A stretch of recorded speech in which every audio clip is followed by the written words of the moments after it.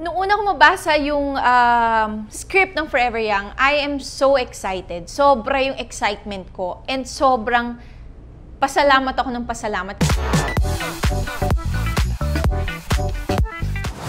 Ako po si Nadine Samonte at ang gaganapan ko pong character dito sa Forever Young ay si Juday. Si Juday ay mapagmahal na asawa, mapagmahal na nanay, at maalaga siya.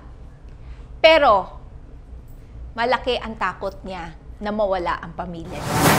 Noong una ko mabasa yung script ng Forever Young, I am so excited. Sobra yung excitement ko and sobrang pasalamat ako ng pasalamat kasi talagang pinagpipray ko na sana mabigyan ako ng break ng GMA na magandang role.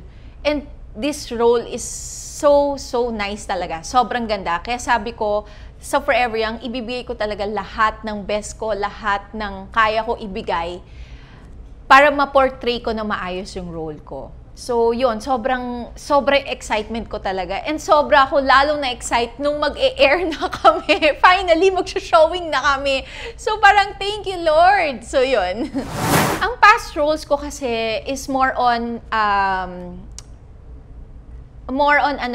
single ako, more on may kontrabida, may what you call this, bida na laging inaapi.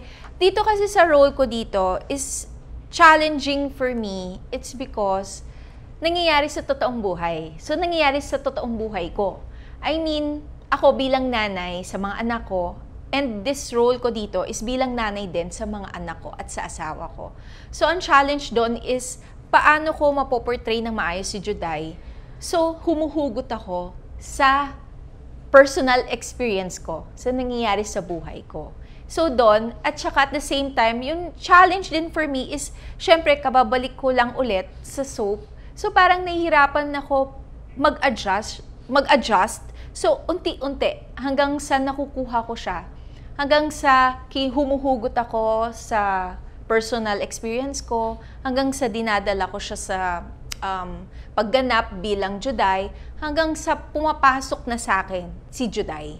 So doon, unti-unti siya, pero happy ako kasi kahit papano nakukuha ko siya. And with the help of Direk Hill, natutulungan ako and happy ako kasi sobrang ganda nung feedback sa akin ni Direk dito sa story pa lang, mahuhook na sila talaga. Kasi our story is different nga. Like yung sinasabi, iba yung storya na to. Nung nabasa ko yung script, sabi ko, ay kakaiba yung storya. Doon pa lang, mahuhook na sila. And plus, the characters na magpo-portray is talagang binigay namin yung best namin para makita nila at masubaybayan yung story ng Forever Young. Abangan nyo, mga kapuso, sobrang ganda talaga ng Forever Young. Mga kapuso, abangan nyo po ang Forever Young simula ngayong October 21 sa GMA.